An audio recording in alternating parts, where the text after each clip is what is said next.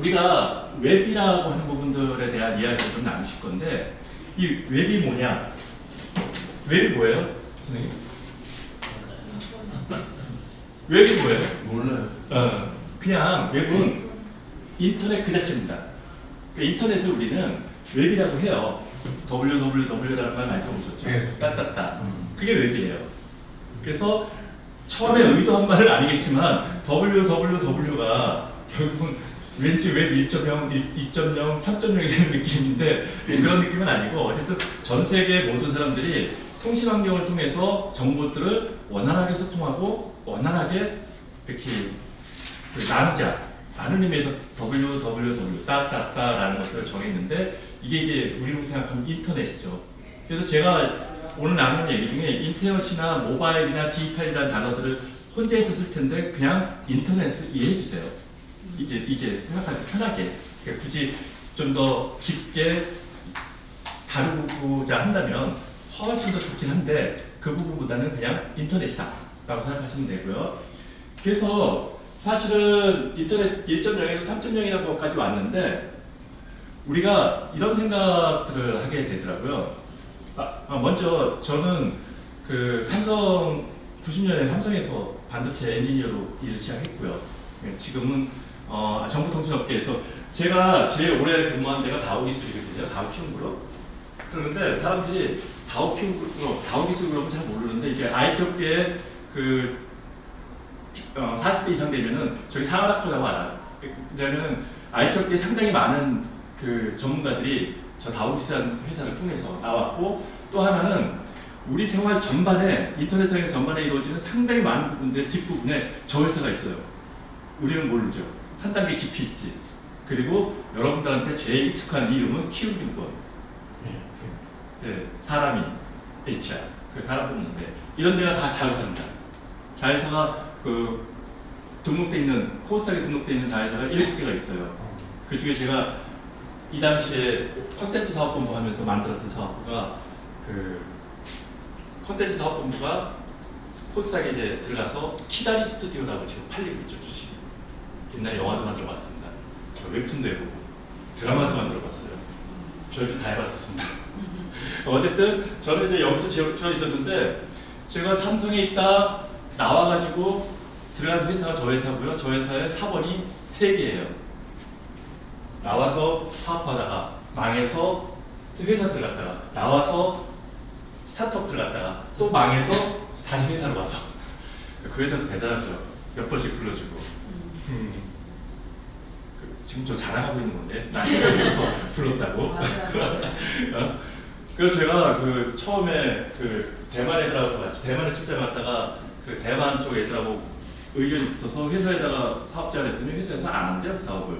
그런데 SK CLC 지금의 그 SK CLC에 있는 유공컴퓨터인데 거기서 본부장이 물건을 산대. 근데 선배님도 그런 경우 있잖아요. 산대 돈이 된대. 안 할 수 없잖아요. 그래서 나와서 사업을 했지. 진짜가 IMF 때 망했어요. 대리운전도 하고 그러다가 다시 불러서 다시 들어가서 한 사람이 유니텔 사업본부. 유니텔 들어보셨죠? 네. 천리안, 하이텔. 그 유니텔이 소위 말해서 1.0에서 완전히 망하던 시절에 저희가 삼성으로부터 인수해가지고 제가 운영을 했는데 한 4년 망하는 거 어떻게 할 수 없더라고요. 결국 망했었습니다. 어쨌든 제가 이렇게 쭉 걸어온 길 자체가 뒤돌아보면은 따따따의 그 흐름을 같이 온 것 같아요. 그러니까 제가 막 그 군을 제대하고 그 학교에 복학을 하니까 컴퓨터들이 돌아다니기 시작하더라고요. XT라고 해가지고 이제 프로필 디스크 집어넣는 거. 그런 컴퓨터들이 돌아다니기 시작. 그렇죠. 그런데 삼성에 막 입사하니까 90년에 입사를 했더니 그 컴퓨터 한 대씩 줘요. 폰이하고 가격이 똑같다면서. 그런 거 보면은 저희들은 컴퓨터로 일을 시작한 것 같긴 해요. 컴퓨터로 일을 시작해서 지금 여기까지 오고 있는데 근데 옛날에 그랬어요. 그 90년대까지는 기억나시잖아요. 저 끝에 여성 그 사무원 서무 하나가 다 타이핑 쳐줬죠. 그 팩스도 써서 갖다 주면 타이핑 쳐주고 선배님들은 그렇게 겪으셨을 거예요. 그래서 컴퓨터에 접하는 기회가 별로 없었을 거예요. 근데 이제 이게 시간이 지나고 1인 1PC가 되고 하면서는 지금은 임원도 자기가 발표자를 자기가 만들어야 되는 상황이고 옛날하고 좀 달라졌죠. 이제 그렇게 변하는 부분들이 있는데 일단은 1.0 시대는 그 PC 통신부터 생각해 보시면 돼요. PC 통신부터 시작해서 기본적으로 많은 데이터들이 쌓여서 존재했던 부분들인데 이것들이 자연스럽게 실질적으로 저는 나누는 게 좀 무의미하긴 한데 어쨌든 역사학, 사회학적으로 이렇게 나눠지는 것 같긴 한데 그 기술이 발전을 하면서 환경이 바뀌면서 2.0으로 넘어갑니다. 근데 지금 저희가 얘기하게 될 3.0은 실제로 전혀 다른 세상을 만들어내요. 그러니까 이때까지는 같은 얘기예요. 근데 이때부터는 전혀 다른 세상을 만들어내기 시작합니다. 그래서 돌아갈 것에 대해서 천천히 이야기를 나눌게요. 장표가 지난번하고 바뀌었죠, 줄리엣. 그렇죠? 네네네. 더 쉽게 가지고. 좋습니다. 그래서 우리 이런 화면 보셨죠, 선배님들? 그러니까 옛날에는 이 웹 1.0이라는 게 뭐냐면 데이터를 열심히 담아놨어. 열심히 담아놓고 그 데이터를 우리가 읽기만 하면 돼. 열심히. 근데 꼭 그런 건 아닐 수 있어요. PC통신 우리가 천리안, 유니텔, 나우누리 전 나우누리 많이 썼었는데 나우누리나 이런 것들을 쓸 때 보면 우리가 그 데이터를 넣기나 해. 하지만 실질적으로는 모든 부분들이 정제되지 않은 데이터들이 꼭 들어가 있는 상황에서 이 데이터를 보는 산업이었습니다. 그러니까 뭐 네이버, 야후 우리나라에서 망했죠. 결국은 닫았죠. 옛날에 이때 그 제가 회사에 막 그 복귀했을 때 네스케이프라는 브라우저를 팔았어요. 근데 지금의 브라우저는 공짜로 쓰죠. 크롬이나 익스플로러. 근데 이 당시에는 브라우저도 돈 주고 사줬었어요. 그러다 보니까 이 당시에 돈을 벌었던 사람들이 누구냐면은 그 이제 막 컴퓨터가 나오고 이제 막 기술 발전이 이루어지는 상황이었거든요. 인터넷이 막 시작을 했고. 그래서 이때 돈 벌었던 사람들은 주로 누구냐? 소프트웨어를 만들었던 사람들, 마이크로소프트 같은. 그리고 이제 막 이러한 인터넷을 활용을 해야 되다 보니까 컴퓨터와 관계되어지는 부품이라든가 어떤 생산품들 만드는. 옛날 이 당시에 용산이 90년대 엄청 붐볐죠. 옛날에 용산에 가보면 막 넘쳤죠. 지금 용산 닫았잖아요. 그 이커머스 때문에. 엄청 붐비는 상황들을 가져갔었고, 이 당시에 보면 여기 앞에 보면 야후, 알타비스타, 엠파스, 라이코스, 다모인, 프리첼 들어보셨어요? 우리? 네. 지금은 다 실패했죠. 그러니까 저들은 그 인터넷 세상이 변화하는 걸 못 쫓아간 거예요. 거기에 머물러 있었던 거죠. 근데 이 당시에 그 아마존이라는 회사 들어보셨죠? 아마존은 지금 전 세계에서 가장 큰 이커머스, 그러니까 전자상거래가 이루어지는 그 회사 중에 하나인데 이 당시에 아마존은 원래 온라인 서점이었습니다. 책판에. 그런 것들이 오픈을 해요. 넷플릭스 보세요. 넷플릭스 아시죠? 네. 영화 보는. 넷플릭스가 이 당시에 90년대에 뭘 했었냐면은 주문을 받아서 비디오 테이프를 우편으로 빌려주는 서비스였어요. 옛날에 우리 비디오 테이프로 봤잖아요. 지금 비디오 테이프를 안 보고 영상으로 보죠. 그 넷플릭스가 지금 기술 발전에 쫓아가고 활용이 되어지면서 이제는 인터넷상에서 영상을 볼 수 있는 환경으로 변했죠. 이 사람들은 그 변화를 쫓아간 거예요. 2.0 세상을. 그래서 성공을 했어요. 근데 대부분의 업체들은 성공하지 못합니다. 여기서 망해요. 그러니까 저희가 이제 앞서도 말씀드렸지만 기술 발전에 대해서 조금이라도 먼저 생각하고 움직이고 하는 부분들, 물론 중요한 게 있어요. 두 가지가 있습니다. 타이밍. 너무 빨라도 죽고요. 너무 느려도 죽어. 그리고 그 온타임에 들어가야 되는 부분도 있고 또 하나는 그 변화를 제대로 이해해야 돼요. 이해하지 못하면 제대로 못 들어가. 그러니까 우리가 많은 그 스타트업들 보면은 너무 빨리 들어가서 망하거나 너무 늦게 들어가서 망해요. 온타임에 들어가야 되는데 저 개인적으로는 웹3가 한 3, 4년 전에 나온 거거든요. 개념이 나오고 그리고 이제 그것들이 몇 차례 시행착오들을 겪으면서 발전을 해오거든요. 뒤에 다시 말씀드리겠지만 그래서 보면 시점이 이제야. 제 초보로는 이제 시작이에요. 그러니까 늦지 않았다는 거죠. 이제 그 변화에 올라가는 그 전에 새로운 기술이 나오면은 항상 그 업에 담이 있습니다. 그 갖고 실패하기도 하고 또 성공하기도 하고. 그래서 좀 안정화되어 가는데 한 3, 4년 걸린 것 같아요. 지금요 3, 4년이면은 옛날로 치면은 3, 400년입니다. 네. 그렇기 때문에 꽤 많이 번성을 해서 이제는 얘가 자리 잡을 수 있는 어떤 시점에 와 있지 않나라는 생각을 하게 돼요. 그래서 우리가 보통 웹 2.0이다 그러면은 크게 생각할 수 있는 것들이 세 가지입니다. 첫째가 뭐냐면 플랫폼. 두 번째가 이건 기술적인 부분인데 꼭 몰라도 되지만 어쨌든 클라우드. 세 번째가 모바일입니다. 2.0으로 변하는데 제일 먼저 바뀌기 시작하는 게 플랫폼이에요. 어떤 거냐면 2004년도에 페이스북이 나와요. 페이스북 들어보셨죠? 네. 인스타그램 하는 메타. 그리고 2006년도에 유튜브가 나옵니다. 2008년도에 그 트위터가 나와요. 그러니까 2000년 중반에 그러니까 이제 그러니까 전체 그 세상에서는 그렇게 움직이고 있는데 자세히 보면요 우리나라가 되게 앞서갔어요. 싸이월드 아시죠? 싸이월드 아세요? 도토리? 네. 걔도 그때부터는 뭐냐면 그동안 읽기 전용이었는데 그때부터는 우리는 거기다가 사진도 올리고 글자도 쓰고 공유도 했잖아요. I love school 모였잖아요. 커뮤니티 사람이 모이면 대단한 거거든요. 모였어요. 그러니까 모이니까 그걸 가지고 장사가 되는 부분인데 이게 페이스북이 엄밀하게 보면은 우리 아이러브 스쿨 갖다 쓴 거예요. 싸이월드의 기능을 갖다 쓴 게 인스타그램이고 페이스북이에요. 그러니까 사실 우리가 되게 빨랐어. 이미 그 서로 공유하고 느끼고 쓴다. 그러니까 여기서 무슨 얘기냐면은 선배님 이런 게 있어요. 우리 이벤트가 발생했어. 그러니까 무슨 얘기냐면은 큰 이벤트도 있지만 작게 식당에 갔어. 혹시 손주들하고 식당에 갔는데 그 먼저 젓가락 갖다 혼난 적 없죠? 애들이 사진 안 찍었는데 있죠. 네. 그러니까 음식이 올라오면은 사진부터 찍어야 돼. 그럼 그 사진 어떻게 하냐? 그 자녀들이 어떻게 하냐면 그거를 인스타그램이나 페이스북이나 이런 데 올려요. 블로그에도 올리고 그렇게 올려서 사진이 좋으면 또 어떤 사람들이 그걸 가지고 공유를 해. 그게 이렇게 시대가 바뀐 거예요. 그러니까 우리나라가 네이버가 살아남은 가장 큰 이유 중에 하나가 뭐냐면은 그 다음이 밀리고 네이버가 자리를 잡았을 게 카페하고 블로그예요. 걔네들이 거기다가 글을 올리게 되게 노력을 했어. 카페하고 블로그에. 지금은 뭐 별로 안 했지만 그게 실질적으로 2.0의 세상인데 중요한 건 뭐냐면 플랫폼이라는 게 뭐냐면 이런 겁니다. 서울역을 한번 상상해 보면 들어오고 나가고 하죠. 그래서 플랫폼이라는 기술적 배경은 그 양면 시장을 가지고 있어요. 두 개의 시장을. 그러니까 두 개의 시장을 연결시킨 건데, 자 배달하는 앱이 있잖아요.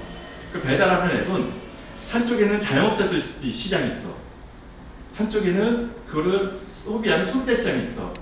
이 시장을 엮어주는 게 있는 거예요. 얘를 통해서 엮는 거예요. 이해 갔어요? 우리가 그 택시를 불러. 그럼 택시들이 있잖아요.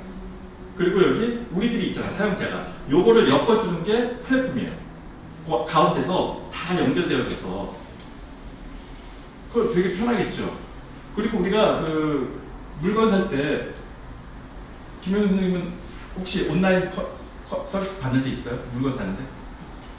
애들 시키지. 애들 사셔야지. 어디 있어요? 그래. 자, 쿠팡이라는 거 들어보셨잖아요. 네. 걔가 왜 플랫폼이냐면은 여기를 물건 팔려고 하는 사람들이 쭉 있는 거예요. 그래서 그 사람들이 자기 상품을 등록해. 여기를 물건 사려고 하는 사람이 쭉 있어. 시장이 양쪽 시장이 쿠팡이라는 걸 통해서 만나는 거죠. 이해 가세요, 플랫폼? 네. 그래서 웹 2.0 시장은 플랫폼이 가장 기본적인 시장이에요. 어느 순간에 보면 모든 게 다 플랫폼으로 구성돼 있어. 자세히 보면. 그러니까 우리가 인터넷상에서는 전문가들끼리 얘기합니다. 대충 다 플랫폼이라고 얘기하는데 전문가들끼리 하는 얘기는 플랫폼과 서비스는 달라요. 서비스는 내가 일방으로 뭘 전달을 해주고 제공을 하는 거야. 플랫폼은 양면 시장을 여는 거예요. 이걸 이제 가끔 스타트업들 제가 강의하거나 할 때도 헷갈리는 애들이 있어. 서비스와 플랫폼을 동일시하는데 서비스는 일방향으로 왔다 갔다 하는 거고요. 이렇게 상호. 그 플랫폼은 양방향에서 오가는 건데 근데 여기서 되게 중요한 게 있습니다. 이렇게 양방향에서 오가다 보니까 이 플랫폼이 중간에서 어떤 내용을 알게 되냐면 이 사람이 뭐를 좋아하는지 이 사람이 뭐를 주로 사는지 이 사람이 어떤 행동을 하는지를 다 알아요. 플랫폼이. 그러다 보니까 이 플랫폼이 무슨 짓을 하냐면은 선생님이 만약에 그 온라인에서 플랫폼을 한번 눌러봤어요. 물건을 한번 샀어요. 아니면 살까 하고 한번 찾아봤어. 그 다음에 다른 웹사이트로 가. 계속 뜹니다, 광고. 이거 사려고 했지. 이해 갔어요? 온라인에서도 내가 분명히 그 제주 여행 한번 쳐봤었는데 시간이 꿰지 않는데도 제주 여행에 대한 어떤 내용들이 계속 올라와. 그게 왜 그러냐면은 그들이 이러한 과정 속에서 모든 데이터들을 가지고 있다는 거예요. 데이터를 다 갖고 그걸로 어마어마하게 장사한다. 광고라든가 상품 판매라든가 추천이라든가 이런 것들을 이 플랫폼 자체가 진행을 하는데, 심지어는요 제가 인스타그램이나 페이스북에다가 뭘 올리잖아요. 그 어떤 내용 글을. 그럼 거기에 맞는 매칭이 돼서 페이스북 광고 플랫폼에 들어가 보시면은 타겟팅이 명확합니다. 나 안양 쪽에 있는 50대 이런 걸 관심 가진 어떤 사람들을 원해요라고 하면 그 사람들한테만 내 광고가 가요. 내가 소구하려고 하는 내용에 따라서. 그렇게 구글 어나리시스트 들어가도 그렇게 정확합니다. 그 이유가 뭐냐면 그 데이터가 돈이라는 거죠. 선생님들 지금 여기 있는 거 다 알아요. 여기 있는 거. 우리가 만약에 여기다가 치킨집 하나 차리려고 해. 그러면 옛날에는 이 상권을 분석하는 사람이 여기 와서 사람 지나가는 거 카운트다운, 그런 무슨 얘기 있잖아요. 카운트다운하고 막 이랬는데, 지금은 그냥 카드사, 통신사를 통해서 분석을 해보면, 그러면은 이 동네에는 60대가 많아. 이 사람들은 지금 뭘 써? 이 사람들은 어떤 행동을 해? 여기에 남자들은 뭘 주로? 이 데이터가 다 나온다. 이제는 옛날같이 안 그렇다는 거죠. 근데 중요한 건 뭐냐면 그렇게 데이터를 가지고 이 회사들은 돈을 엄청 많이 벌어. 근데 우리는 데이터도 만들어주고 사진도 올려주고 별짓 다 했는데, 요새 사진 올리면 그 정보까지 다 올라가거든요. 위치 정보까지. 근데 우리한테 떨어지는 돈은 아무것도 없어. 저들만 돈 버는 플랫폼만 열심히 돈 벌죠. 넷플릭스라든가 아니 유튜브도 마찬가지로, 선생님들 어떤 유튜브 봤잖아요. 조금 있으면 그와 관련된 것만 계속 올라오죠. 그가 나를 더 잘 알아. 우리들은 이제 그런 세상인데, 이 세상을 완전히 바꿔놓은 게 2007년도부터 시작되는 스마트폰 혁명이에요. 그러니까 스마트폰이 들어오기 전까지는 PC 통신에서 아까 그런 플랫폼이 움직였었는데, 2007년도에 아이폰이 나오고, 그리고 우리나라에는 2009년도 11월에 KT가 아이폰을 갖고 들어오고, 2010년도에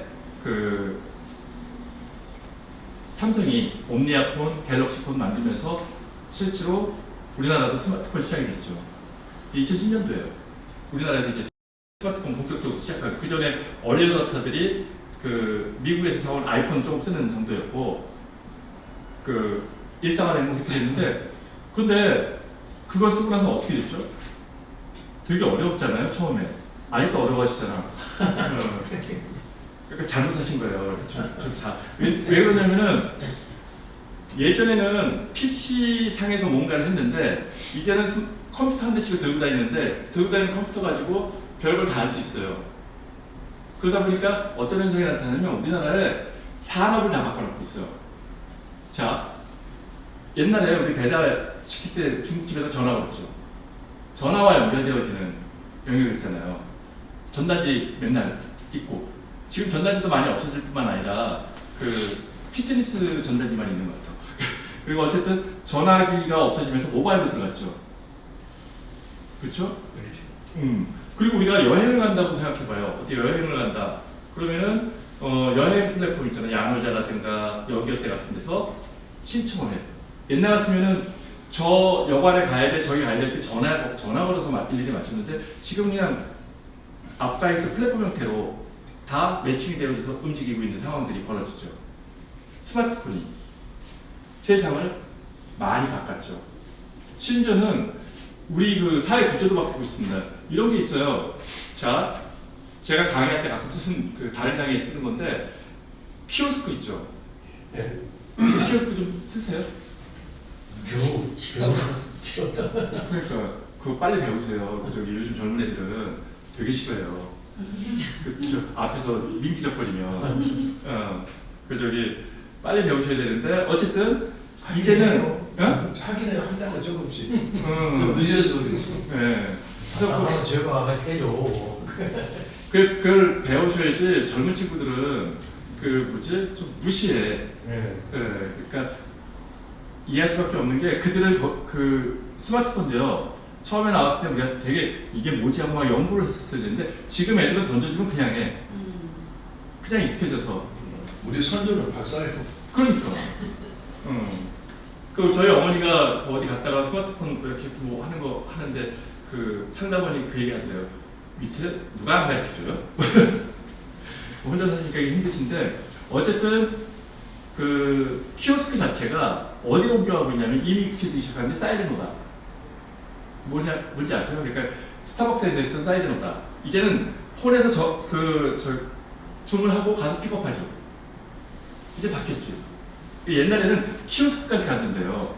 지금은 저도 여기 올 때 인도원역에서 오는데 커피를 사갖고 오는데 그냥 과천 정부청사 지날 때 주문해놓고 올라와서 그냥 들고.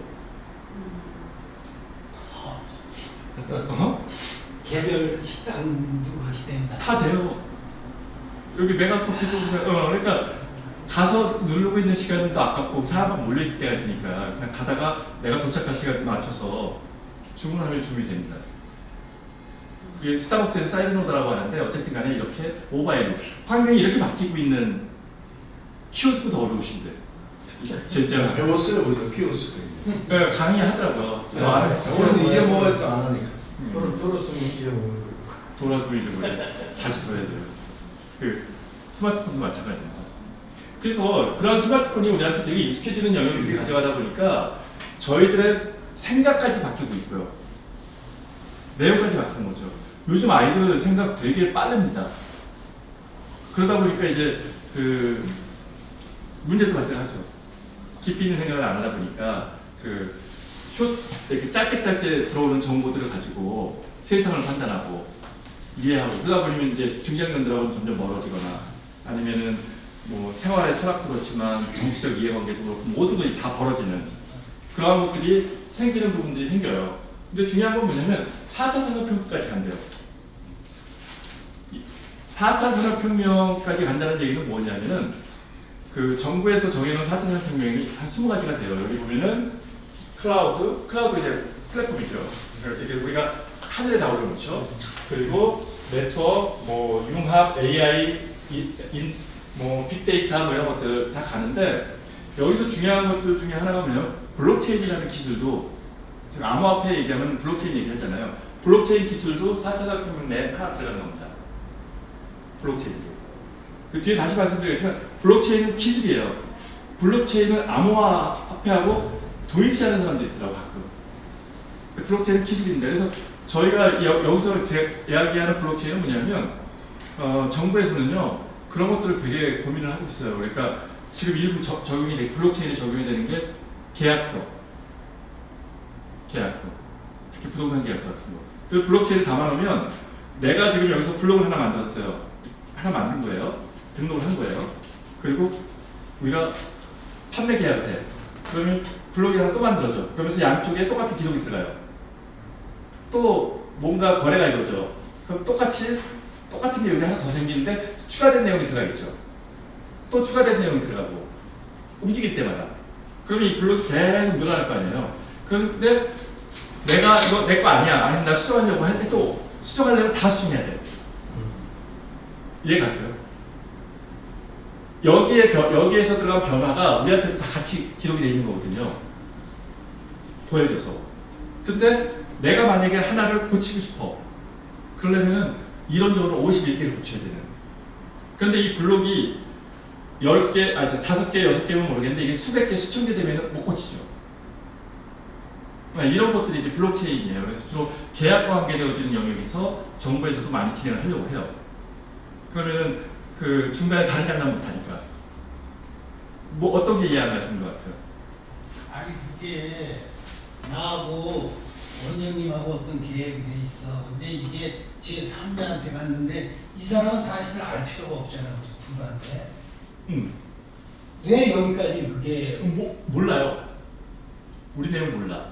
근데 왜 알고 그 블록체인에다가 거기까지 알려줘야 돼? 계약서에 집어넣으면 이게 어쨌든 계약서는 아까 클라우드라고 그랬죠. 그러니까 거기에 우리 계약서들이 우리가 종이로 갖고 있긴 하지만 전산적으로는 그 위에 다 올라가 있잖아요. 정부 전산 시스템에. 예, 지금 그렇게 돼 있는 거예요. 정부 시스템에 다 들어가 있어. 그 불타고 깨지면 해킹 당하면 끝이야. 그렇죠? 그런데 지금은 거기 들어가 있어. 들어가 있으면서 블록 환경으로 여러 노드가 있잖아요. 노드에 그 전 세계에 있는 노드에 얘가 쫙 뿌려져요. 하나씩 기록이 바뀌면서. 그래서 얘가 불타도 데이터는 여기 있는 거야. 얘가 불타도 데이터는 여기. 그러니까 다른 데이터들이 조합이 되면 이 데이터가 나오는 거죠. 그래서 이제 정부에서도 가장 고민하는 게 백업 시스템을 만든다. 하나, 둘, 세 개. 불나도.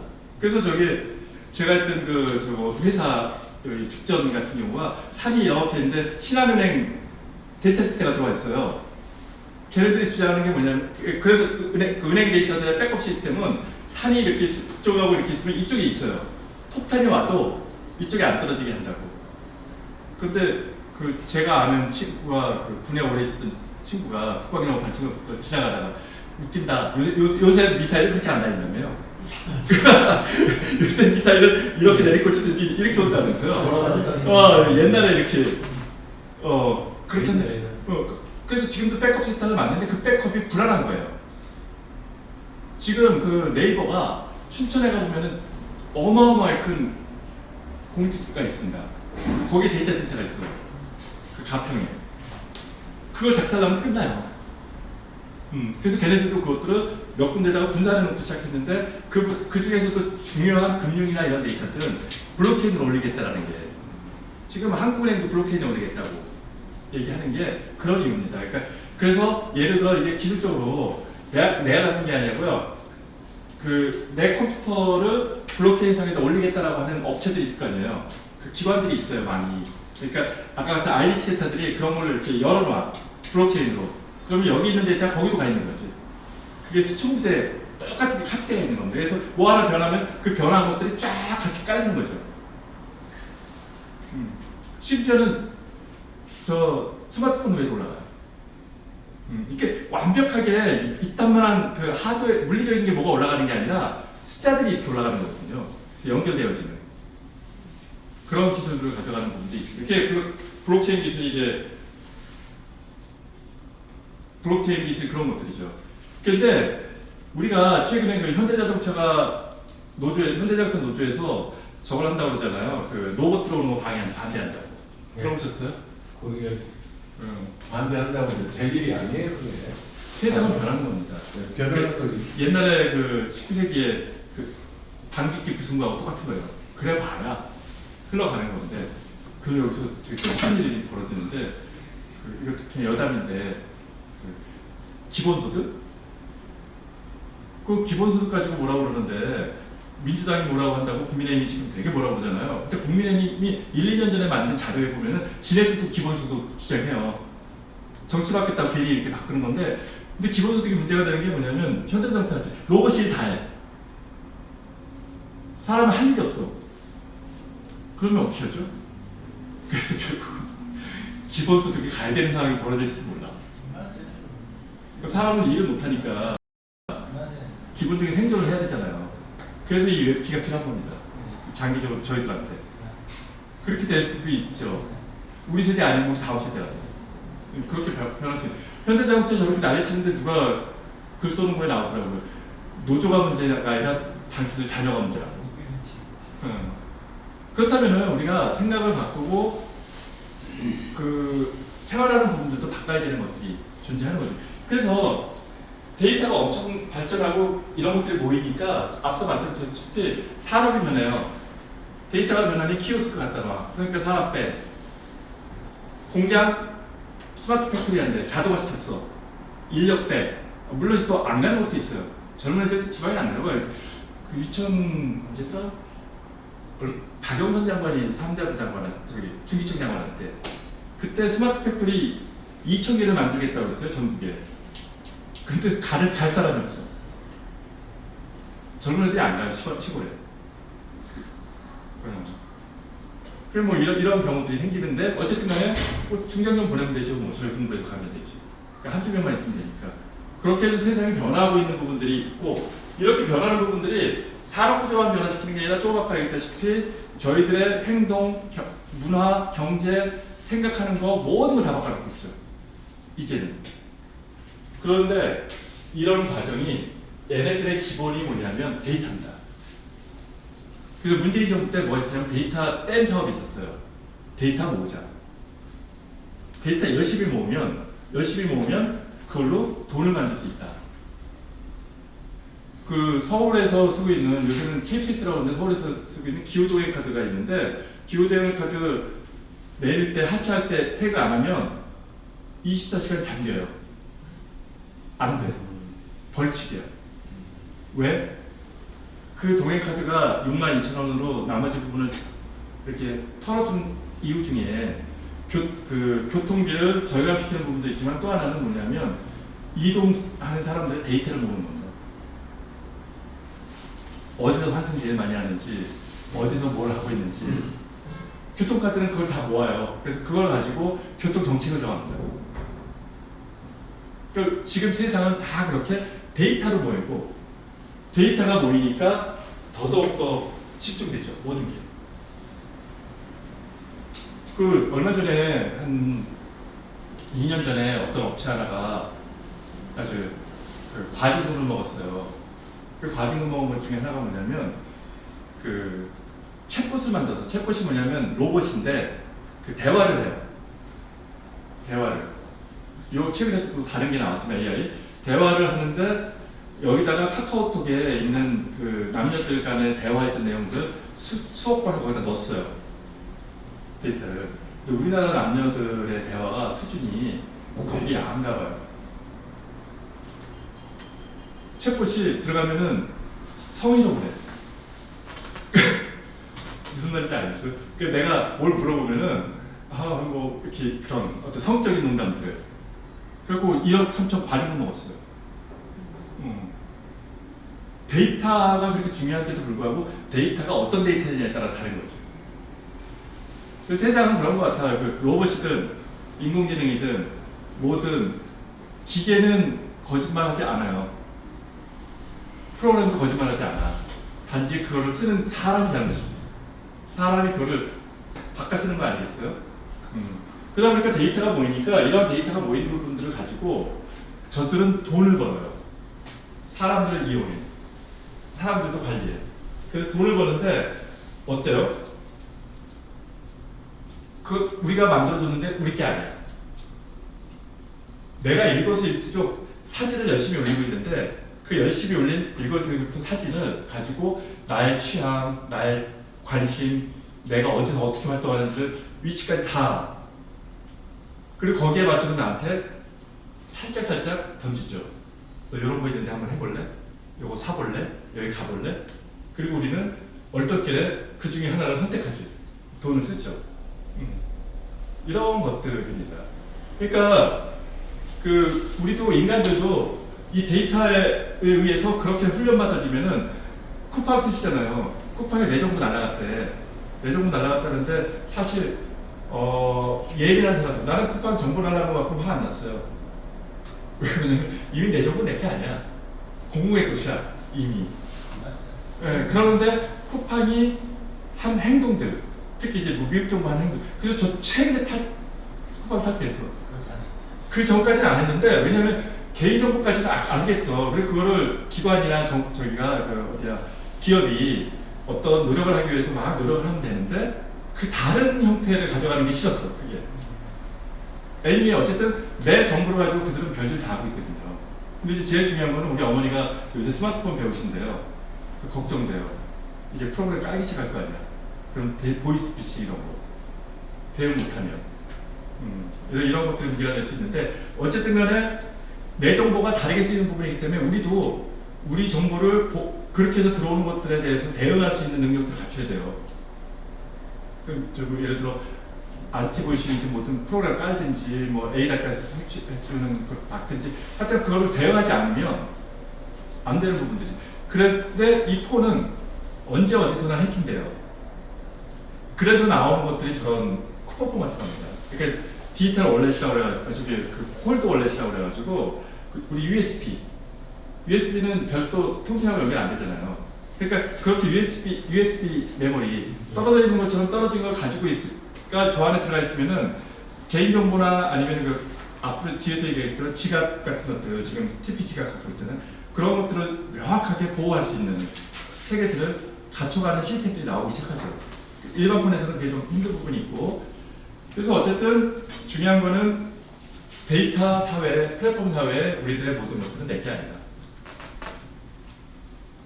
자, 그래서 이제 뒤에서 얘기할 걸 한번 먼저 정리하면 지금 있는 것들이 소유 데이터는 내가 만들었는데 내게 아니야. 젖을 거야. 근데 저거를 내가 좀 더 주도적으로 활용하면 좋겠어. 라는 문제의식. 그리고 아까처럼 집중돼 있어. 그러니까 무슨 얘기냐면은 여기 전산 시스템에 다 들어가 있는 게 고장나고 팔거나 불타거나 하면은 날아가잖아요. 그러니까 저런 것들을 좀 분산화시켜놨으면 좋겠어. 여기저기다가. 그래서 한쪽이 무너져도 절대 내 정보가 무너지지 않는다. 뭐 그런 것들을 만들어 보고 싶어. 라는 욕구. 그리고 이게 그 내가 가지고 있는 정보가 아닌데 내가 만들어 놓은 정보인데 저걸 가지고 저들만 돈을 벌어. 웹 2.0 사회에서 돈을 제일 많이 버는 사람들이 누구냐? 플랫폼 기업들입니다. 플랫폼 기업, 구글, 저기 애플, 마이크로소프트 뭐 이런 데들, 그리고 우리한테 가까운 걸로는 네이버, 쿠팡 뭐 이런 것들처럼 그 정보를 얼마큼 갖고 있느냐 하는 사람들이 근데 이것들을 좀 더 공개적으로 함께 한번 생각해보자 라는 관점을 좀 가졌으면 좋겠다라는 부분들이고요. 이 세상이 아까도 잠깐 말씀드렸지만 제일 문제가 사람이잖아요. 사람이 다른 생각을 하면은 그 순간에 달아나는 거죠. 그래서 그 사람이 아니라 시스템이, 알고리즘이라는 시스템이 우리를 다 관리하고 우리들한테 정상적인 것들을 줄 수 있는 환경을 만들면 어떨까? 라는 문제의식을 갖게 된 거고요. 이 모든 것들을 뭘로 움직이느냐? 지갑으로요. 무슨 얘기냐면 지금 선배님 그 저기 들어가실 때 저걸로 들어가잖아요. 네이버 들어갈 때 아이 패스워드 다 치죠. 쿠팡, 아이패. 그러면 회원가입 다 해야 되죠. 근데 이제는 내 지갑을 하나 만들어. 선생님 그 토큰포켓 지갑 만드셨잖아요. 토큰포켓 지갑을 만드는데 이 지갑을 만들 때 개인정보 들어가는 게 하나도 없습니다. 그냥 만들면 지갑 하나가 만들어진 거예요. 대신에 거기 제가 다시 이따 말씀드리겠지만 니모닉이니 프라이빗 키시니 이건 따로 보관하셔야 돼요. 그거 해킹당하면 다 작살나. 지금이 돈이 얼마 없으니까. 근데 지갑이 연동되어진 형태에서 그 예를 들어 네이버가 나도 탈중앙화된 어플리케이션을 만들겠어 라고 하면은 네이버도 그렇게 움직이는 거죠. 그 저기 지갑만 연동하면 들어가 쓸 수 있는. 그러니까 그 네이버는 이 지갑 소유자가 누군지 모르잖아요. 지갑 번호는 있지만 그 번호가 여기인지 모르니까 그 지갑하고 연동되어 있을 때는 내 정보가 절대 저쪽에 넘어갈 일이 없죠. 내가 그때만 붙어서 일을 보면 되잖아. 이런 상황들로 바뀌는 것들이에요. 그래서 저희가 이제 아까도 얘기했지만 블록체인이라는 얘기 드렸잖아요. 그게 이제 가장 중요한 것들이 그런 것들입니다. 블록들이 쭉 연결되어 있어서 이게 체인으로 연결되어 있다는 의미예요.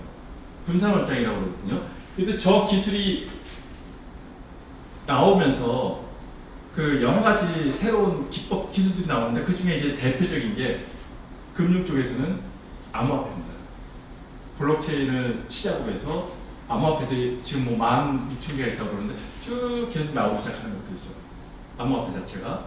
그런데 이것들이 기존에는 이렇게 중앙에 존재했었는데 지금은 분산 처리되어 있다는 의미가 뭐냐면은 나는 저런 이 노드가 되겠다라고 작정한 사람들이 있어요. 피치들이. 나는 그러면 분산 처리를 해줄게. 그런데 이렇게 전 세계 컴퓨터에 쫙 나눠져 있는 겁니다. 장기적으로는 저렇게 스마트폰에도 분산시켜 놓겠다는 거예요. 그러니까 저기에 모든 데이터가 다 들어가는 게 아니라 여러 가지 부분에 키들이 하나씩 들어가고 그게 막 연결돼가지고 하나의 데이터를 만드는.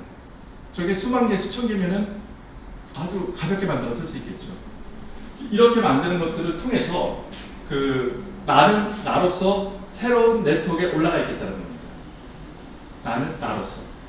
그러니까 내가 네이버 아이디 패스로 들어가서 거기에 있는 하승범이라는 이름으로 있는 게 아니라 그 긴 주소에 익명으로 그 움직이고 행동하겠다라는 부분들을 가져가는 것들이에요. 그러니까 이럴 경우에는 어떤 것들이 되냐면 우리가 금융거래를 할 때 뭐 형식적으로는요, 뭐 온라인 뱅킹 쓰세요? 모바일? 네. 네. 형식적으로 보면은 은행 안 놓치는 거 같잖아요. 그냥 여기서 일 보내면 되잖아요, 바로. 그렇죠. 그때 그게 실질적으로는 지금 현재 시스템은 들어갔다 나오는 거거든요. 그렇지, 그렇죠. 은행에. 그냥 형식으로는 이렇게 가는 것 같은데, 근데 실질적으로 은행을 놓치는 건데, 그렇지. 근데 지금 블록체인에서는요, 얘를 없애고요, 어. 진짜로 가라는 거죠. 직접으로. 진짜로 왔다 갔다. 지갑을 통해서 내가 갖고 있는 지갑에서 이쪽 지갑으로 얼마를 보내. 그러면 여기 예전처럼 은행이나 플랫폼이 있었는데 이것 없이 바로 넘기라는 얘기예요. 그렇게 되면은 얘한테 내가 얼마 보냈는지 알려줄 필요 없죠. 그렇죠. 언제 보냈는지 알 필요 없죠. 그래서 요즘에 그런 얘기도 많이 나오죠. 그 국내에서 일하는 외국인 근로자들이 암호화폐로 돈 달라.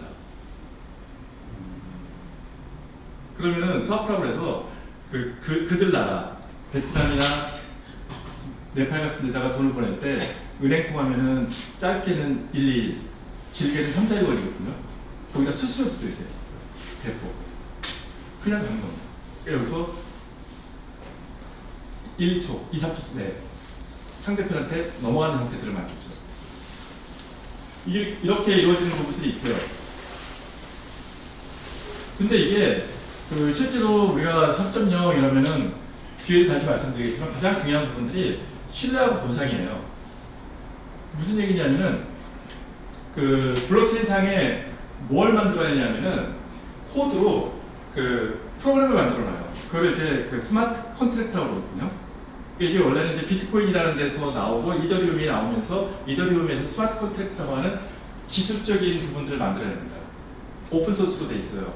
깃허브라고 하고 하는 마이크로소프트사에서 마이크로소프트가 운영하고 있는 깃허브라고 하는 오픈 소스 베이스에 기반해서 스마트 컨트랙트라는 걸 연결하는데 스마트 컨트랙트가 뭐냐면은 일정한 조건을 주면 그 안에 처음에 뭘 프로그램을 만들 때 어떤 조건을 줘요.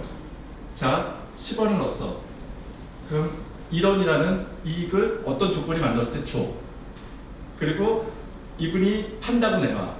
그럼 그 가격을 내가 어떻게 계산해서 그 가격을 대충 해줄게 라고 하는 계약서를 미리 넣어 놓습니다.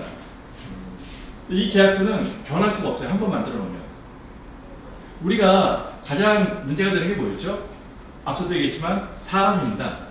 사람 간의 관계 속에서는 상당히 여러 가지 문제들이 발생을 할 수 있는 영역들이 많잖아요. 믿음, 신뢰 이런 것들이 있지만 반대로 배신 아니면 속이는 거 뭐 이런 것들이 있을 수 있잖아요. 그런 것들은 사람 마음속에서 발생하는 부분인데 이 사람이라는 영역을 코드라는 영역으로 바꿔놓겠다는 거예요. 아까도 말씀드렸지만 기계나 소프트웨어는 배신하지 않아요. 그걸 움직이는 사람들이 문제지. 그러니까 사람이 아니고 프로그램을 바꿔놓겠다. 그러면 이 스마트 컨트랙트는 수정할 수 없으니까 수정할 수 없는 그 환경 내에서는 계속해서 그 계약이 움직이겠죠. 그렇게 움직이고 그렇게 움직이는 부분들에 대해서 참여를 하게 되면은 지금 현재 그 선생님 스태킹 하는 것처럼 그 참여를 하게 되면 거기에 대해서는 보상을 해주겠다. 하겠다라는 부분이. 그래서 이런 것들이 있어요. 그 저기 P2 그러니까 플레이 투 언이라는 게 있어요. 게임이에요. 게임을 열심히 놀잖아요. 그러면 돈 줘요. 근데 이게 얘네들 수익이 1조가 넘어. 글로벌에서는. 우리나라도 있고. 근데 그런데 왜 돈 주지? 왜 돈 줘요?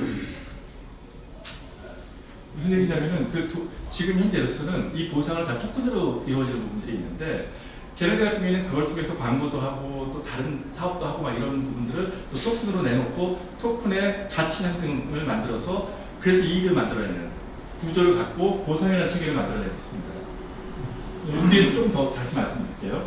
그래서 이제는 플랫폼에서 코드로 가는 사회가 웹 3.0의 세상이다 라는 부분이고, 저 부분은 아까 웹 2.0까지는 1.0에서 2.0까지는 그 일종의 기술 발전, 형태의 발전, 세대의 발전, 그리고 기업이 살아남기 위해서 기술을 도용하면서 발전해 왔다면은 웹 3.0은 아직 조금 다른 영역인 것 같습니다. 저 개인적으로는. 그래서 2.0과 3.0은 공존해 갈 거라고 생각하는데, 이 영역이 그 게임이라든가 컨텐츠 영역에서 3.0이 꽤 발전을 해 나가고 있는데, 뭐 NFT라든가 메타버스 이런 것들을 통해서 발전해 나가는데, 그 중에서 제일 빠르게 발전하는 영역이 금융이에요. 이제 금융에 대한 이야기들을 좀 나누는 것이죠.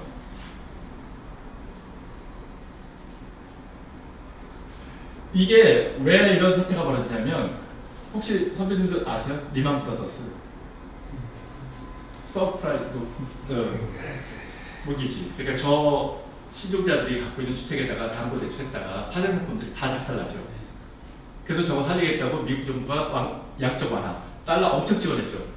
그런데 그것들로 인해서 인플레이션이 발생하고, 인플레이션 발생하면서 위에 사람들은 챙겨 먹었는데 밑에 서민들만 고생하고 어마어마한 파산자가 생기고, 그 단순히 미국에서만 오는 게 아니라 전 세계로 퍼지는 국제 금융위기. 저거 뭐죠? 회사가 망한 거죠. 회사 장난친 거죠.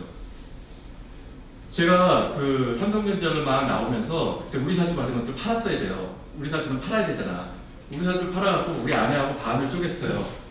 그래가지고 나는 그 IT 업계에 있었으니까 IT 업계에서 괜찮다는 업체를 걸 사고, 나머지 반을 아내한테 주니까 아내가 상업은행을 샀어요. 왜? 은행은 영원히 망하지 않을 것이다. 상업은행 있어요. 왜?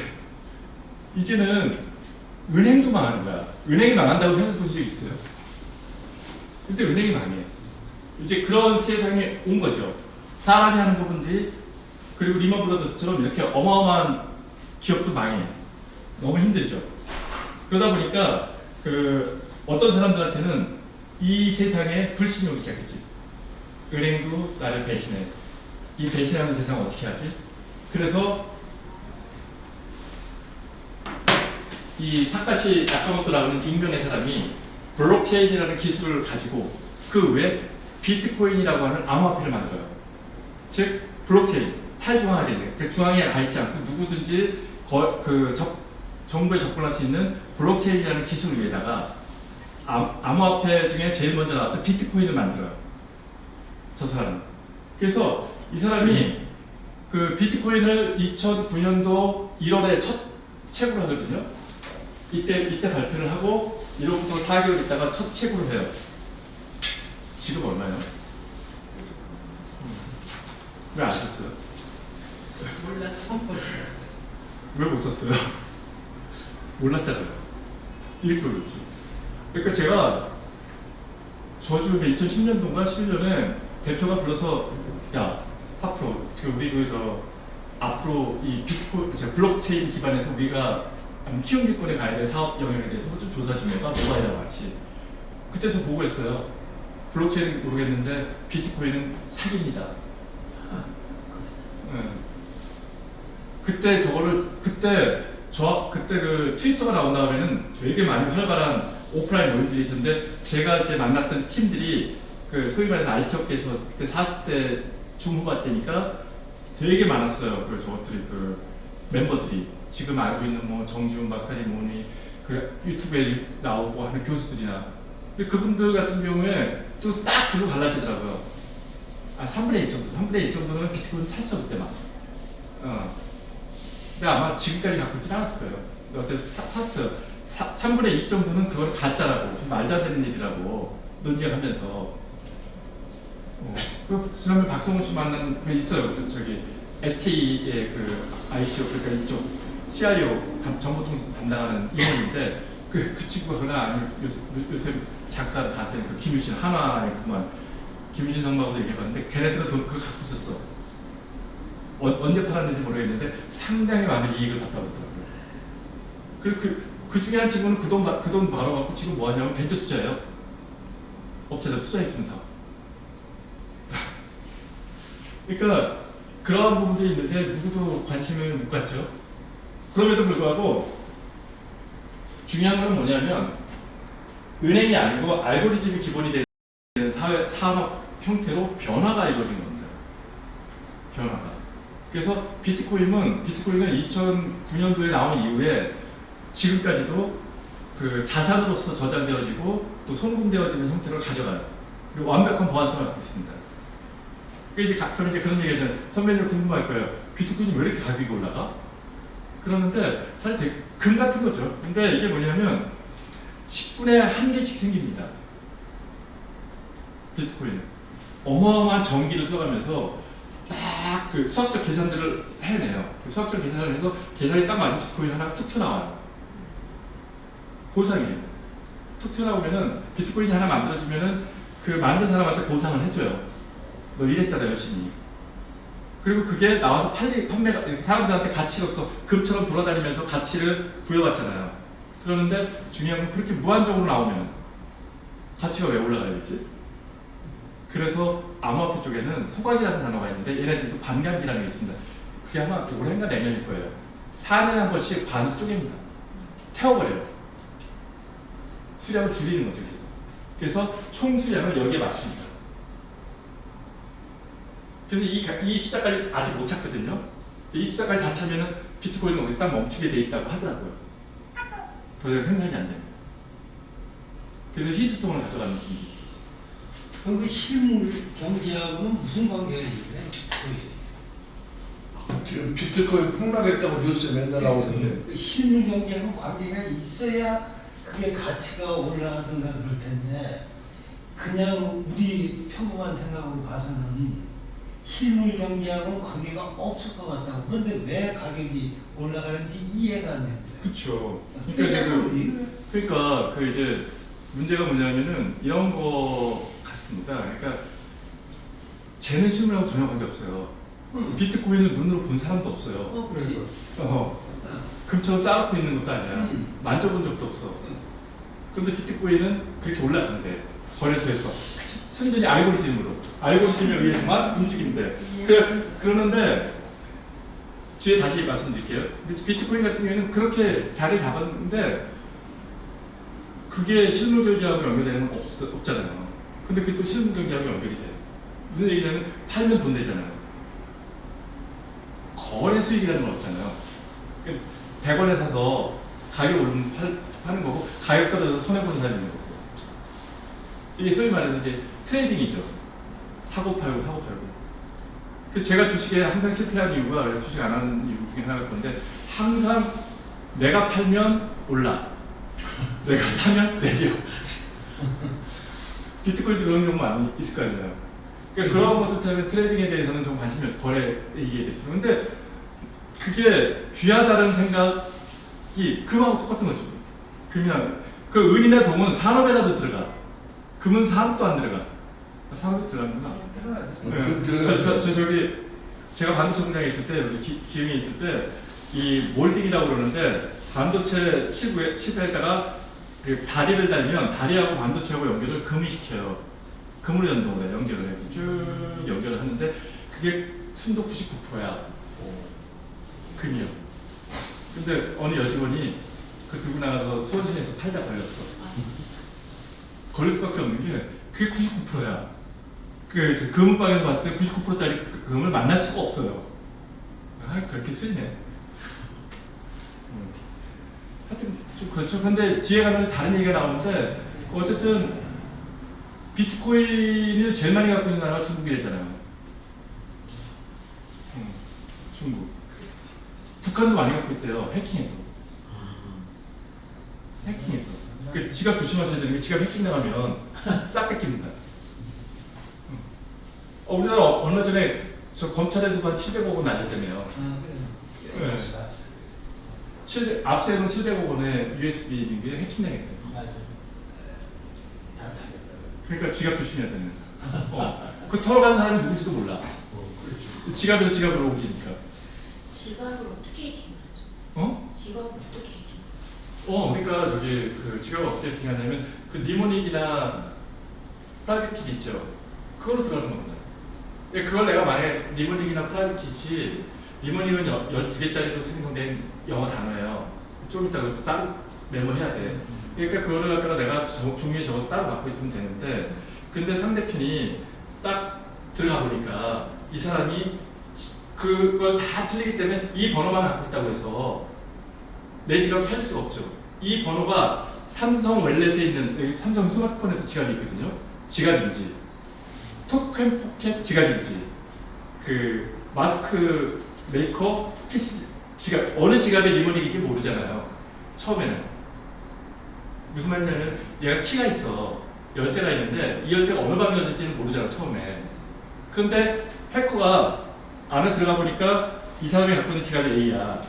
그리고 이 사람이 이 프라이빗 킷을 이 사람 걸 내가 빼냈어요. 그럼 거기다가 대입시키면 바로 내 걸로 바뀌는 거야. 그 사람 걸로. 아직 안 돼서. 니모닉이라고 있어요. 12개.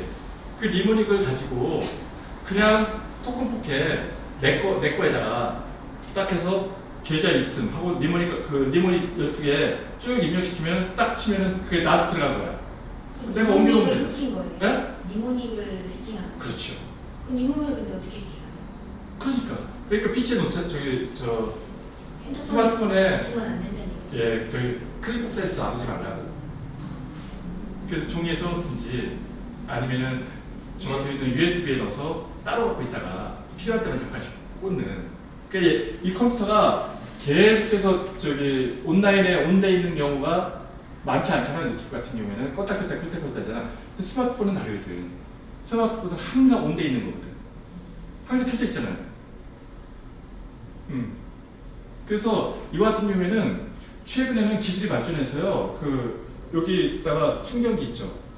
공용 충전기. 충전기 끝에 뭐 칩이 달려가지고 충전기 이런 데서 갖다 꽂아도 데이터가 넘어가고요. 그런다가 한순간에 다 내가 넘어가고. 잘못하면 여기서 빼간다고. 네. 그리고 저기 와이파이에 웹에 접속을 했잖아요. 네. 근데 그 와이파이가 그 해커가 걸어놓은 와이파이야. 그럼 내가 저 열심히 딴 거 하는 사이에 그 와이파이에서 다 긁어가고. 그리고 이제 여기다가 저거 그 엉뚱한 거 오면 깔잖아요. 실수해서. 그럼 다 털린 거예요. 어느 순간에는 내게 아니야, 내게. 방법이 없네. 응? 방법이 없으니까 제가 아까 처음에 얘기했잖아요. 방법이 없으니까 처음부터 우리도 대응해야 된다는 거죠. 끊임없이. 안 그러면 한순간에 그래서 제가 알겠죠. 우리 어머니 스마트폰 안 쓰셨는데 이제 쓰신다고 카톡도 쓰고 막 이런다고 해서 걱정한다는 게 노인네 괜히 아무거나 눌러댔다가 그럼 니모닉을 핸드폰에 그 번호를 저장 안 해놓는 거예요? 우선 우선 종이에 노트에 적어놓거나. 그러니까 저 같은 경우에는 어떻게 하냐면은 USB에 담아서 USB에는 그러니까 내가 손 쓰는 거 별로 이쁘지 않아서 USB에다 이렇게 쭉 적어놓고 그 한글 파일을 이렇게 해서 그걸 하나 출력을 해서 그 저기 클리어 파일 있잖아요. 제가 이제 몇 개가 있으니까 거기다 넣어서 책장 구석에 꽂아놓고 USB는 그냥 별도로 놔두고 그렇게 하고 저기서 지웠어요. 저기 컴퓨터 어디지? 여기서는 안 쓰죠. 그래도 안 쓰지. 어쨌든 떨어뜨려놔야 돼. 통신하고는. 우리가 통신이 되게 편한데도 불구하고 그 통신이 우리를 옥죄해요. 그게 아까 얘기했던 플랫폼 사업 2.0입니다. 그들은 우리의 일거수일투족을 다 알거든.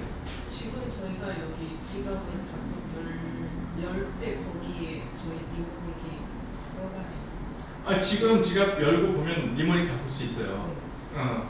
니모닉 다 볼 수 있어서 그 자체 지갑 자체가 해킹되는 건 아니고 그걸 어디 저장해 놨던 어떤. 그러니까 내가 이제 그 마음이 급하니까 프라이빗 같은 키 같은 경우를 갖다가 그냥 카카오톡 나한테 보내기도 넣어놓는다든가 이런 거. 근데 이것도 조심해야 되는 게 카카오톡에 우리 선배님들은 이렇게 안 쓰시겠지만 저 같은 경우에는 카카오톡 여러 군데 카카오톡이 깔려 있잖아요.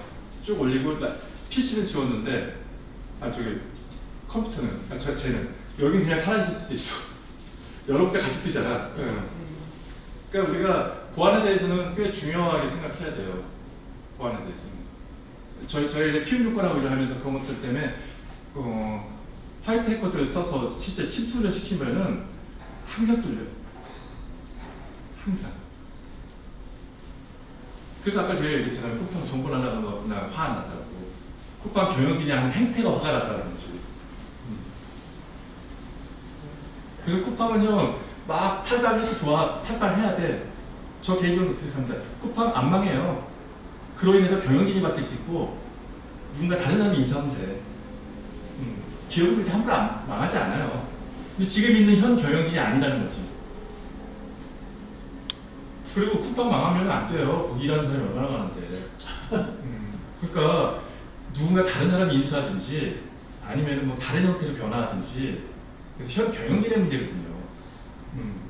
그래서 그렇지만 나는 불매운동 하겠다는 거죠. 경영진한테 항의해야죠. 왜냐하면 주가 계속 떨어지고 이익이 계속 떨어지면 경영진이 날아가거든. 네. 그리고 다시 정상화되면은 거기 근무하는 직원들도 더 늘어날 거고요. 좀 더 나은 사업이 되겠지. 라고 저는 생각해요. 그래서 쿠팡은 안 망한다요. 쿠팡 망한다고 많이 때치는데 쿠팡은 절대 안 망해요. 단지 조금 힘든 것 뿐이지. 근데 지금의 경영진이 힘들어야 돼. 그게 지금 탈중앙화의 핵심이 돼야 되는 게 쿠팡이에요. 그래서 어쨌든 이렇게 해서 가는 부분들이 있고,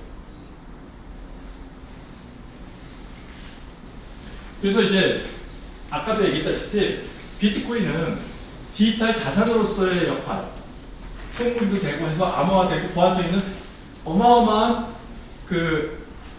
암호화폐로서 존재를 하는 거예요. 우리가 헷갈리는 용어가 있는데 암호화폐가 있고 가상자산이 있어요.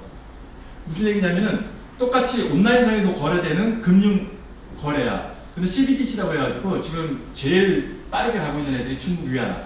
중국이 자기네 위안화를 디지털로만 거래하는 이 종이돈 없애고. 우리나라도 그 CBDC를 하려고 해요. 미국도 진행하는 부분이 있고 그거는 가상자산이라고 해요. 우리가 용어를 많이 헷갈리는데 이 블록체인 위에 올라가 있는 암호화폐들은 암호화폐라고 해요. 그래서 어쨌든 비트코인이라는 암호화폐가 존재를 했었어요. 비트코인이라는 암호화폐가 존재했었는데 얘가 가지고 있는 문제가 뭐냐면 열심히 쌓아놓고 송금도 할 수 있고 뭐도 할 수 있는데 이거 가지고 할 수 있는 역할이 별로 없어. 내용이. 얘를 좀 더 발전시켜야 되겠어. 라고 생각해서 블록체인 위에 이더리움이라는 또 다른 암호화폐가 또 생긴 거예요. 그런데 이걸 만들었던 애들이, 이게 이제 제가 착각을 할 수 있는데, 이더리움이 아니고 이걸 만들었던 애들이 스마트 컨트랙트라고 하는 기술을 만들어요. 스마트 컨트랙트. 무슨 얘기냐면, 내가 계약을 하면, 조건이 되면 자동으로 시행시켜주는 거예요. 프로그램을 이더리움이라는 암호화폐를 만든 애들이 블록체인 위에서 저 기술을 가지고 스마트 컨트랙트를 만들어냈죠. 저것들을 계속 발전시키고 새로운 암호들을 만들어내는 거, 솔라나 여러 가지 새로운 암호화폐들을 계속해서 만들어내고 있죠. 근데 이게 되게 중요한 게 뭐냐면 실제 탈중앙화는 여기서 이루어집니다. 여기서 예를 들어 내가 달러를 산다 라고 했을 때 내가 이 가격이 얼마고 이자가 어떻게 될 거고 배당은 어떻게 줄 거고 뭐하고 하는 부분들을 저 계약서상에 다 넣어놔요. 저 오픈소스라고 해서 그래서 이제 마이크로소프트가 운영하는 깃허브라는 데다 올려. 그래갖고 걔를 실제로 컨펌 받아놔 계약서를. 그럼 저 계약서에 의해서만 시스템이 움직입니다. 소위 말해서 웹키도 저렇게 만들어져 있는 스마트 컨트랙트가 있는데 그 스마트 컨트랙트를 통해서만 거래가 되고 움직이고 내용이 있습니다. 그리고 저 내용은 오픈소스라고 했잖아요. 다 여러분 오픈소스로 공개가 돼 있어. 그래서 누구나 찾아볼 수 있어요. 이 프로그램이 이렇게 돌아가고 있구나, 이렇게 움직이는구나 하는 부분들 모두가 같이 가져가는 부분들이 새로운 기술로 만들어졌고, 이 기술 이유가 실제로 웹 3.0이 디지털 금융 환경에서 만들어지고 있는 시작입니다. 이때부터 시작되는 거죠. 그 전까지는 이런 거예요. 그 전까지는 그냥 금덩어리야. 금덩어리. 근데 저 스마트 컨트랙트 나온 2015년, 딱 10년 됐는데 2015년부터는 얘가 새로운 프로그래밍으로 돈이 이전에는 덩어리의 돈이었는데 이때부터는 프로그래밍업을 한 돈이 바뀐 거죠. 프로그램으로 돈을 만드는 형태로 바뀌는 시기가 2015년입니다. 이제 딱 10년 된 거죠. 그리고 웹 3.0이 그 얘기가 화제되기 시작하는 게 2017년, 18년부터니까 이제는 10년이 좀 안 됐지만 이제는 좀 그 가꿔지기 시작하는 시기가 아닐까라고 생각을 합니다. 여기서 진짜 중요한 단어가 이 단어입니다. 그래서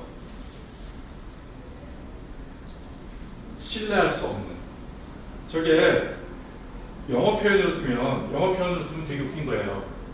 근데 이 암호화폐, 블록체인 시장에서는 trustless라는 단어를 써요. 일반적인 영어로는 되게 웃기잖아. 저 의미가 뭐냐면 신뢰할 수 없는 금융, 은행, 기관, 정부가 필요 없는 신용거래 시스템이라는 의미입니다.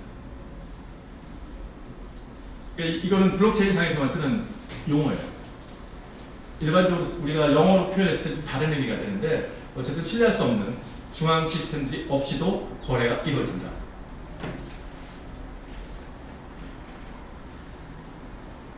그래서 이 웹 3.0으로 가면은 대표적인 게 이제 몇 가지가 있는데, 먼저 조금 아까 얘기했던 디파이, 즉 탈중앙화되어 있는 금융 시스템.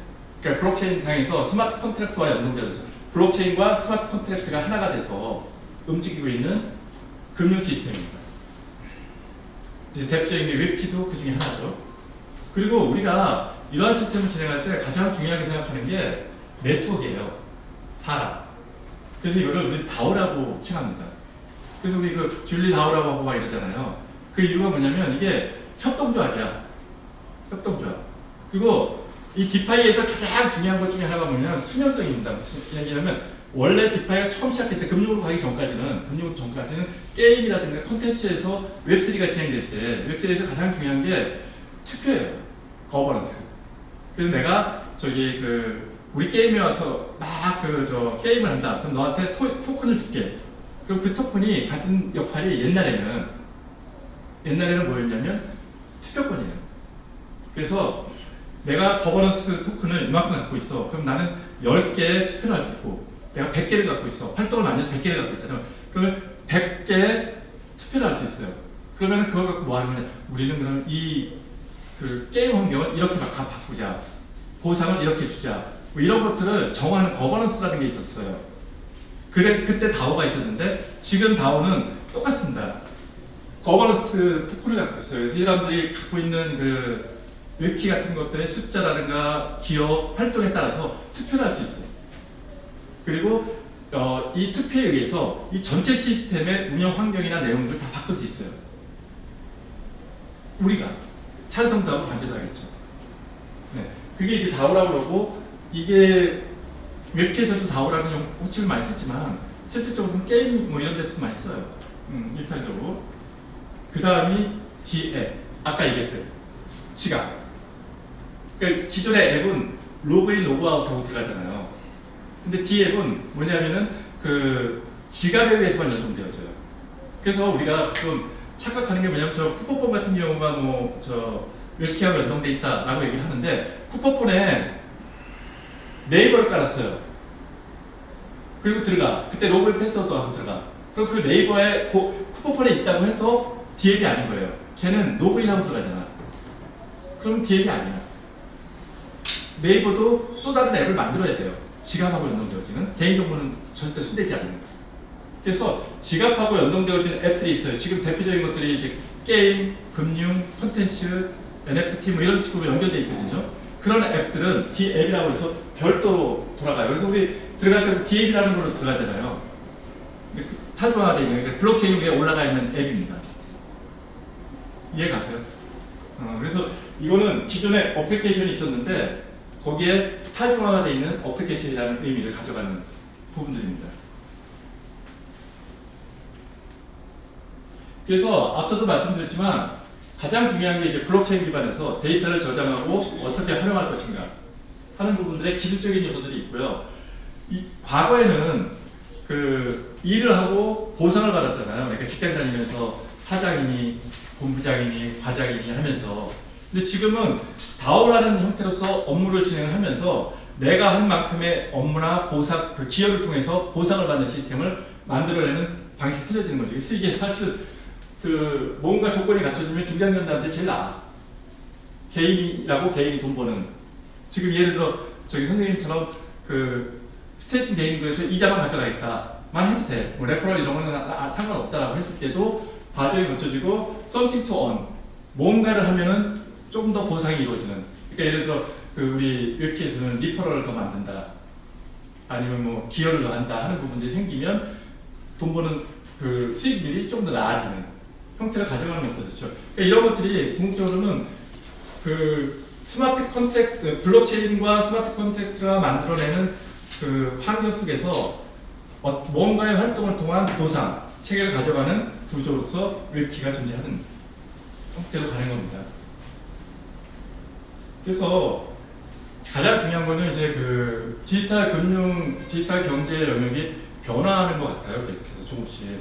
그래서 이렇게 변화하는 부분에 있어서 과거하고 다른 형태들을 만들어내는 것들이 있고, 또 하나는 여기서 이제 물리적 기반이라는 게 DP인데 이거 나중에 제가 설명드리고요. 그 DP라는 건 그런 겁니다. 그래서 휴대폰 같은 경우에 저도 하나의 노드거든요. 노드라 예를 들어 저희 그 외삼촌이 고성에 태양열을 저 지붕에다 쭉 설치해놨는데 거기 태양이 들어와서 에너지가 그 전기 에너지가 발생하면 일부 쓰고 일부는 그 전기 거래소에다 팔아요. 전기 거래소 있는 거 아시죠? 예. 그쪽에 팔아요. 그 수익 얻는 일종의 그런 것들도 이제 그 물리적 기반이 되는 DP의 한 형태가 될 수도 있는데 이제 우리는 그 폰을 통해서 그 마이닝 노드도 가져간다라는 부분들이 있는 것들이고요.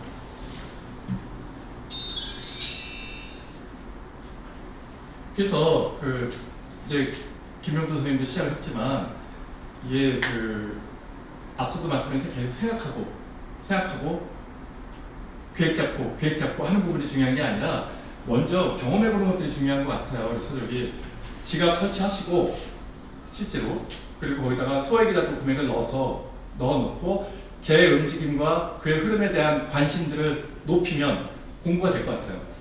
그래서 그때부터 공부하는 거죠.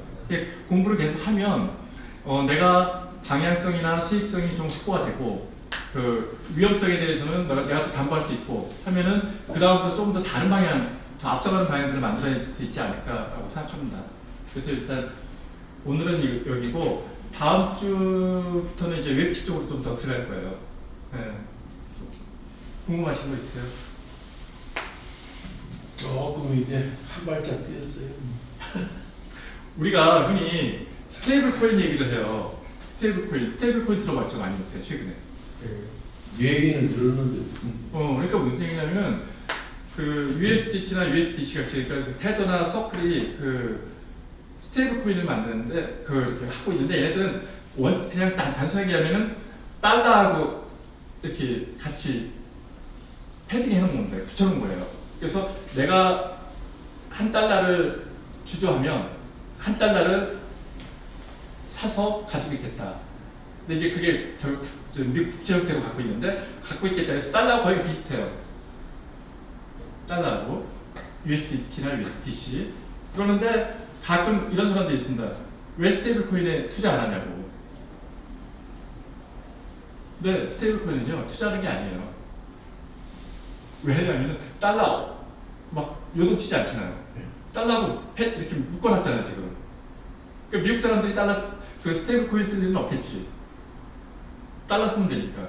근데 이게 지금 어디서 많이 쓰냐면 그 해외에서 자기네들 국가 화폐 변동이 심하거나 아니면 자기네 국가 저기를 그에서의 금액을 빼낸 중국 애들 돈 빼내야 되니까. 그리고 남미 같은 데서는 이게 워낙 심하니까 요동이 심하니까 USDT로 안전하게. 그래서 이 USDT는 뭔가를 하는 거예요. 우리는 이걸로 뭐 하죠? 웹키 사잖아. 이거 가지고 비트코인 사고요. 이거 가지고 이더리움 사는 그냥 그런 돈이야. 근데 가끔 착각하더라고. 스테이블 코인을 사자, 투자하자 그러는데 그 투자라는 단어는 적절하지 않습니다. 걔는 그냥 달러, 그냥 현금이에요. 그래서 얘를 가지고 원하는 서치 뭔가 하는 용도예요. 그러니까 그거를 잘 활용하시면 되는데 최근에 그 서클이 우리나라에 들어와서 되게 활동하는 거 보니까 그 USDC 만드는 애들이 하는 게 우리나라도 곧 원화 스테이블 코인 만든다고 그러잖아요. 그리고 또 하나 그 삼성 스마트폰 보면 잠깐만요.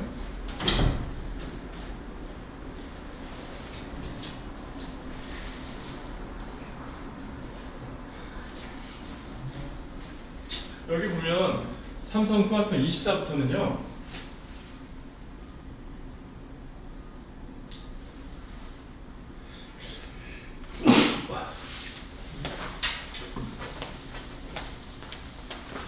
는 디지털 자산이라는 게 있어. 디지털 자산. 그래서 이거 누르면 삼성 웰렛을 들어갑니다. 삼성 지갑으로 달러들을 들이잖아요. 달러들이 여기 암호화폐들 있잖아 쭉. 그래서 이게 코인베이스하고 미국에서 지금 7천만 명이 써요. USDT 여기다 넣고 삼성페이로 카드 쓰는. 드리고 싶은 얘기는 뭐냐면 이렇게 변하고 있다는 거예요 지금. 여기 보면 다 조금 아까 보셨듯이 여기 비트코인, 뭐 USDC 뭐 이런 식으로 있잖아. 그 암호화폐 자체가 현물 시장하고 어떻게 하면 비트코인이 여기다 넣으면 비트코인을 쓰는 겁니다. 그냥. 결제를. 이렇게 이해해도 돼요? 자, 우리 그 토큰을 토큰이 지금 거래가 된다고. 네.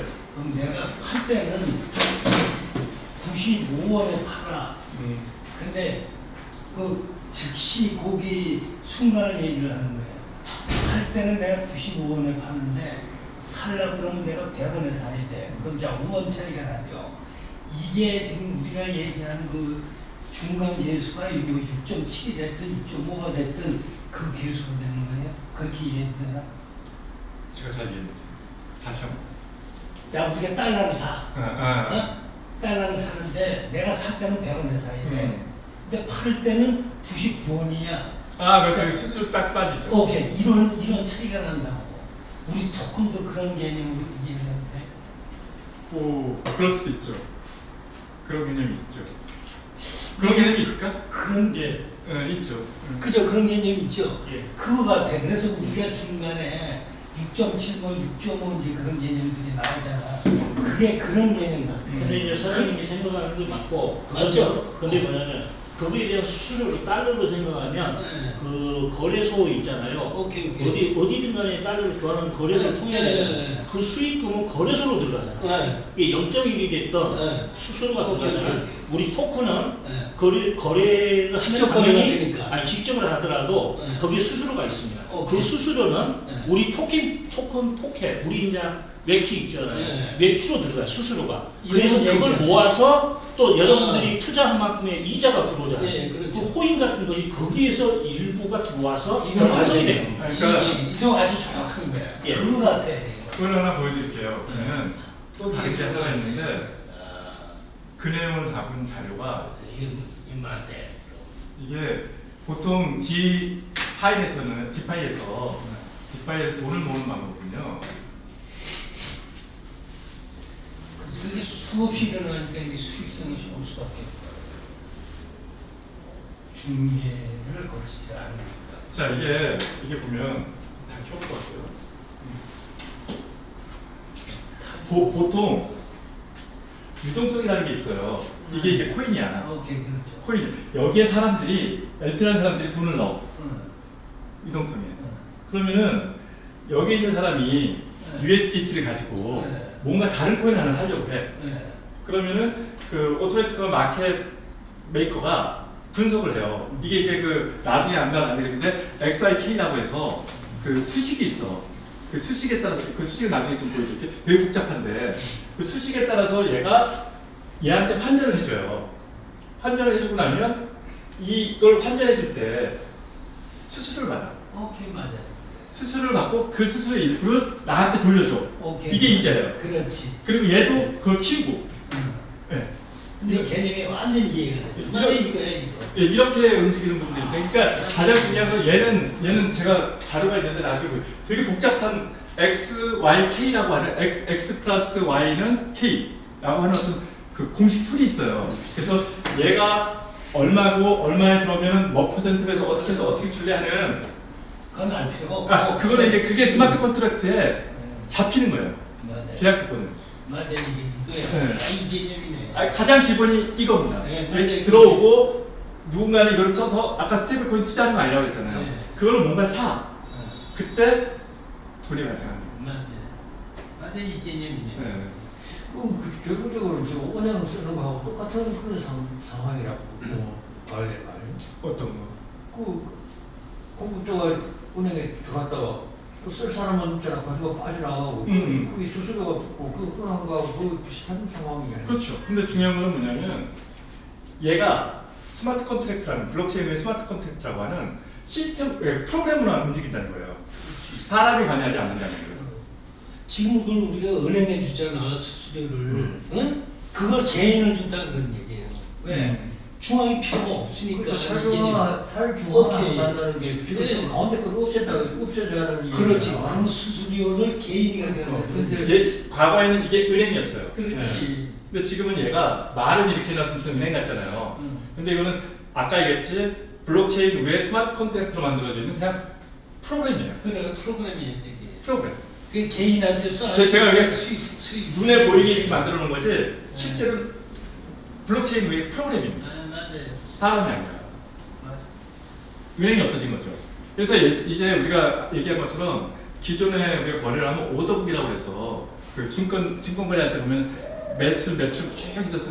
누르면 나 얼마에 팔 거야 이렇게 정하잖아요. 그래서 얼마가 되면 팔리고 얼마가 안 되면 안 팔려서 결국 못 팔고 막 이러잖아요. 근데 우리는 그게 아니고요. 이 프로그램에 의해서 AAM이 그냥 딱 조정한 다음에 그냥 탁 빼. 그래서 순식간에 끝납니다. 그 온타임. 그래서 오토리티컬 그 마켓 메이커가 그 역할을 하죠. 내부에서 계속. 그래서 그 중간 예수가 같다는 네네네. 게 그게 많으면 올라가고 작으면 그게 좀 떨어지고. 그래서 저희가 지금 나중에 이제 이 거래하는 방법에 대해서 설명을 하는 게 거래일에서 2대2라는 법칙을 써요. 무슨 얘기냐면은 그 들어보셨는지 모르겠는데 내가 물건을 팔 때 100을 팔 거야. 100을 팔 건데 얘가 이렇게 가격이 있잖아요. 그러면은 이게 나중에 업비트처럼 유동성이 어마어마하게 크면 이런 건 상관없어. 근데 아직은 우리가 유동성이 작으니까 이게 뭐냐면은 아직은 풀이 작아서 이제 툭 치면 출렁출렁거리는데 넓으면 이게 출렁임이 좀 적을 거 아니에요. 그래서 어떻게 하는 거냐면은 100을 팔려면 먼저 한 50 정도를 파는 거야. 50 정도를. 그러면 살짝 올라갈 거 아니에요, 가격이. 그리고 나서 100을 사면 올라갈 거 아니에요, 가격이. 그러면 팔면 가격이 쭉 떨어질 거 아니에요. 예의상 또 50 정도만 살짝 사주잖아요. 그럼 얘가 살짝 또 이런 것들을 부탁을 해요.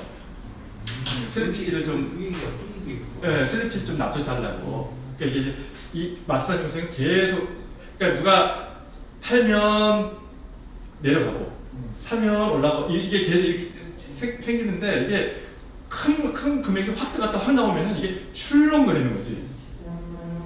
그 데이터가 한꺼번에. 이제 그걸 좀 슬리피지라고 해서 그걸 좀 막아줬으면 하고 이제 저희가 얘기를 많이 해요. 그 기관에서는. 그리고 또 얘가 또 하나가 뭐냐면 그것도 강의 안에 나중에 알려드릴 텐데 이게 그 언스테이킹이라고 해서 이 지금 지가 이렇게 막히죠. 그래도 돈 뽑을 수 있습니다. 시스템이 죽어도 돈을 뽑을 수 있어요.